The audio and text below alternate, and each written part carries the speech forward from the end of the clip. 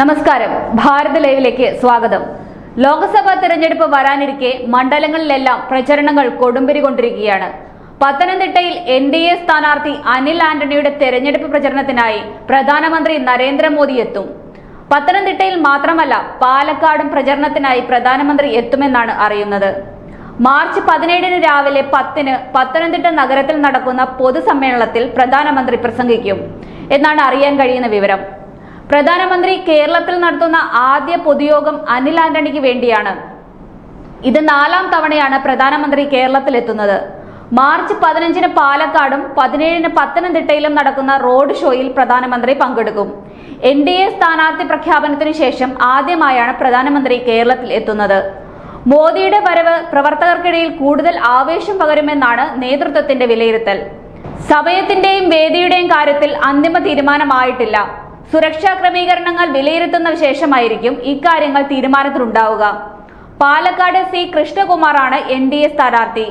ലോക്സഭാ തെരഞ്ഞെടുപ്പിൽ BJPക്ക് ഏറെ സാധ്യതയുള്ള മണ്ഡലമാണ് പാലക്കാട്.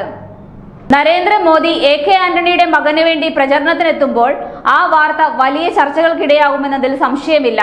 മറ്റൊരു കൗതുകകരമായ കാര്യം എന്താണെന്ന് വെച്ചാൽ, മകനും NDA സ്ഥാനാർത്ഥിയുമായ അനിൽ ആന്റണിക്കെതിരെ പ്രചരണത്തിന് AK ആന്റണി എത്തുമോ എന്നുള്ള ചോദ്യമാണ്. അങ്ങനെ അനിൽ ആന്റണിക്കെതിരെ AK ആന്റണി എത്തിയാൽ അത് ഒരു രാഷ്ട്രീയ ചരിത്രത്തിന് തന്നെ അപൂർവ കാഴ്ചയാവും. മകനെതിരെ AK ആന്റണി എത്തുമെന്നാണ് ജില്ലയിലെ കോൺഗ്രസ് നേതാക്കൾ പറയുന്നത്.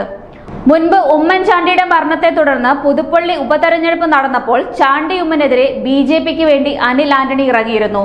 പക്ഷേ അനിൽ പുതുപ്പള്ളിയിൽ ഉണ്ടായിരുന്ന ദിവസം തന്നെ ചാണ്ടി ഉമ്മന് വേണ്ടി AK ആന്റണിയും പ്രചരണത്തിന് ഇറങ്ങിയിരുന്നു. പത്തനംതിട്ടയിലെ തന്റെ സ്ഥാനാർത്ഥിത്വത്തെക്കുറിച്ച് അനിൽ ആന്റണി പറയുന്നത് ഇങ്ങനെ: മോദി പത്തനംതിട്ടയിലേക്ക് വരുന്നതിൽ വലിയ സന്തോഷമുണ്ട്. വിജയിക്കുമെന്നത് ഉറപ്പാണ്. നരേന്ദ്രമോദിയുടെ പ്രഭാവമാണ് തന്നെ BJPയിലേക്ക് അടുപ്പിച്ചത്. രാജ്യത്തുടനീളം 400-ലധികം സീറ്റുകൾ BJPക്ക് ലഭിക്കുമെന്നും കേരളത്തിലും അതിന്റെ മാറ്റങ്ങൾ ഉണ്ടാകുമെന്നും അനിൽ ആന്റണി ഒരു മാധ്യമത്തിനോട് പ്രതികരിച്ചിരുന്നു. അതുപോലെ ഇന്ത്യയെ വിഘടിപ്പിക്കാൻ കോൺഗ്രസ് ശ്രമിക്കുകയാണെന്നും അനിൽ ആന്റണി ആരോപിച്ചു. മകന്റെ BJP പ്രവേശനത്തെക്കുറിച്ച് ആ സമയത്ത് AK ആന്റണി പ്രതികരിച്ചില്ലെങ്കിലും ഇക്കാര്യത്തിൽ തന്റെ ആദ്യത്തെയും അവസാനത്തെയും പ്രതികരണമായിരിക്കുമെന്നും AK ആന്റണി അന്ന് പറഞ്ഞിരുന്നു.